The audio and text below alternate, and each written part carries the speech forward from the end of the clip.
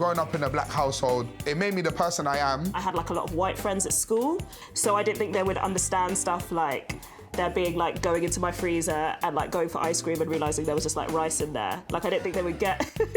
Now everybody has rice, but at the time, rice wasn't that cool. They would all bang on about a Sunday roast.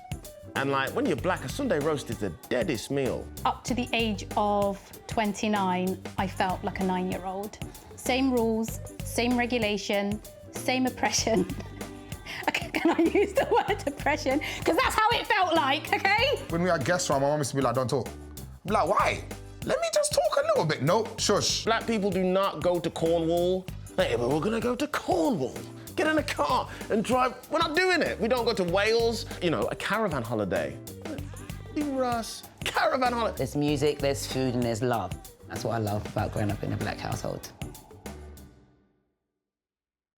I feel like churches, hair salons, and comedy clubs are like the most segregated places to date.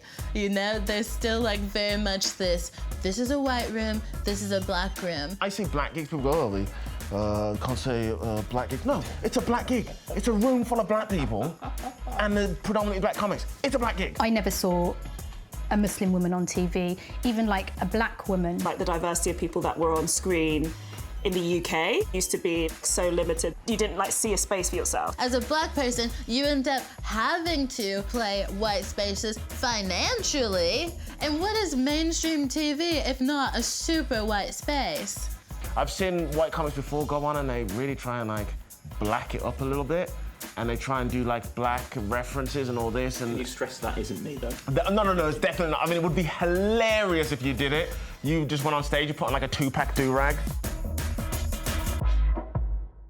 Black History Month is a hilarious concept. I don't like the idea that black people are like seasonal, that are like Kiwis or something. I always thought, who chose October to be Black History Month?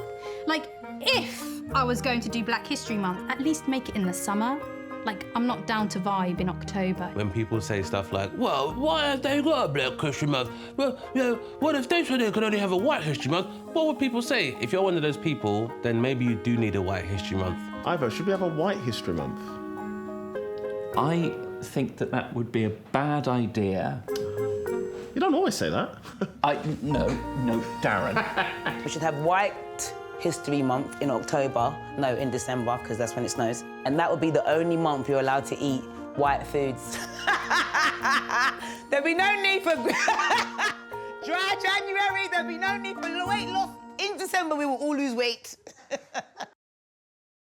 That's the thing about being a comedian, you're never far away from a death. It's just a collection of bombs. You'd feel like a general of the Taliban. I know that a gig is not going well if I'm like sweating on my stomach and under my tits, because it means I'm working hard. I just burst into tears and ran off stage. I had a heckler that kept telling me to take my hijab off. His road language, no, I'm speaking English, bro.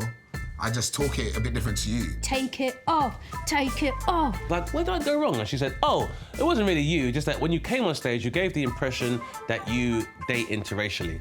So that's why some people didn't like you. And I was like, sounds fair. This is my life, you're laughing at everybody. What are you hiding underneath there? What are you hiding underneath there? So I was like, okay, I'll show you.